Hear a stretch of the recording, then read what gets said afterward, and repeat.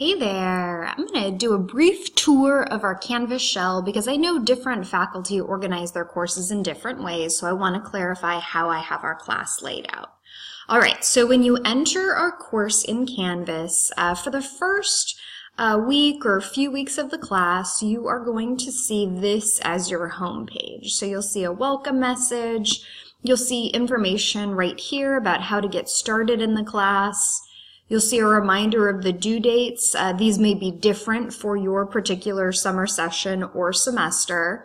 You'll have information right here about how to get the help you need when you need it, and information here about grading feedback.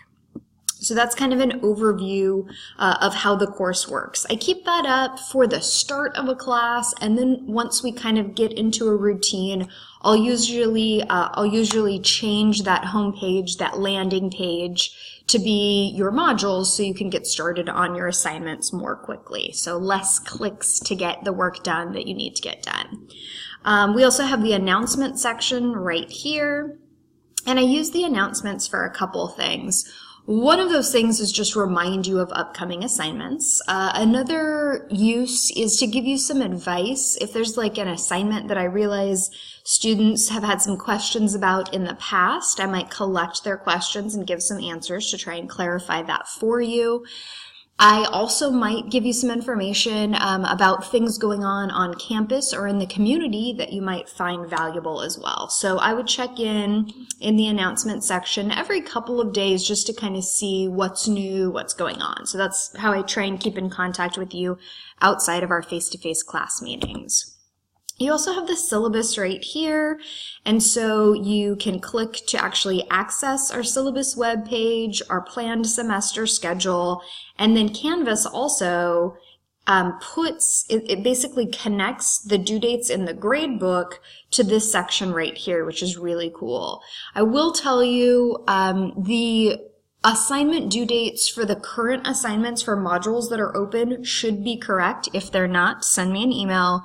But sometimes when we start a class, I'm still working on assignments in later modules, adjusting those due dates, making sure the prompts are correct, etc. So later modules, ones that aren't open yet, those due dates may not exactly be correct. So you can always go to your planned semester schedule to kind of get an idea of when things are supposed to occur during your semester.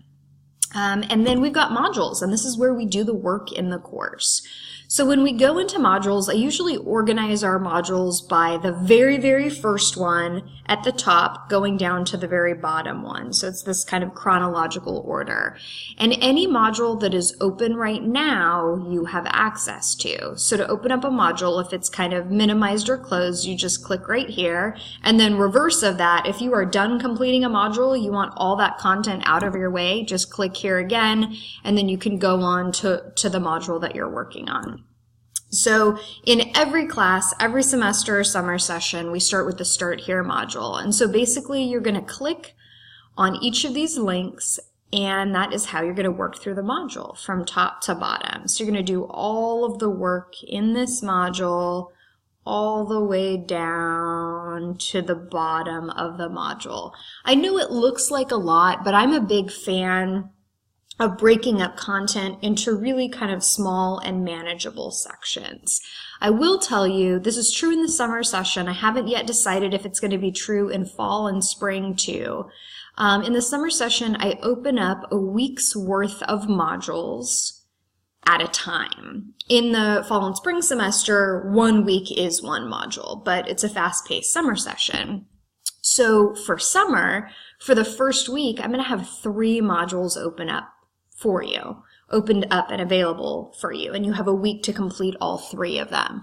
However, they are set to be completed in order, so you need to complete the entire Start First Here module before you can access the Planning and Informative Speech module. You need to complete the entire Planning and Informative Speech module before you can complete the Creating an Informative Speech module. So just realize every single part of that module needs to be looked at, read, interacted with, completed before you can move on to the next one. Just so we're going through things in the logical order because I have the course designed for each set of content to basically build on previous content and lead towards future content. So that's how it's set up right there. All right, so that is how you work through the modules. What else do we have over here? You're going to be put in success teams in this class. It'll be a group of people who exist to support you.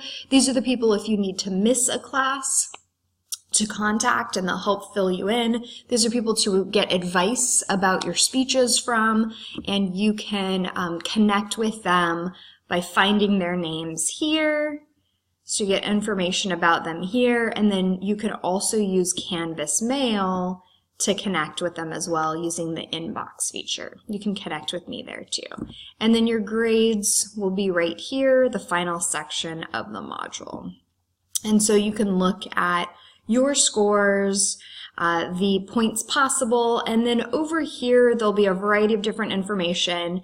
If I use a rubric to grade your work, you can click on the rubric. You can see the rubric scores, the descriptions, and my feedback. If I've just typed feedback, you can click that as well. So there's a lot of information here.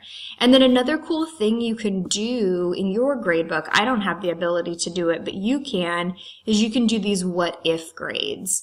So sometimes students will ask me, what do I need to get on these final 3 assignments to be able to maintain my whatever letter grade in the class, maintain my B in the class? I have no tool to determine that, but you do. You can actually punch in grades and see, so it's kind of interesting. So that's something you can do. What else do I want to show you? I mentioned this really briefly, but if you want to send me a message, or if you want to send a classmate a message, you can use the inbox function. I'm getting an error message because I'm in student view right now to show you how Canvas looks for you. It looks a little bit different for me.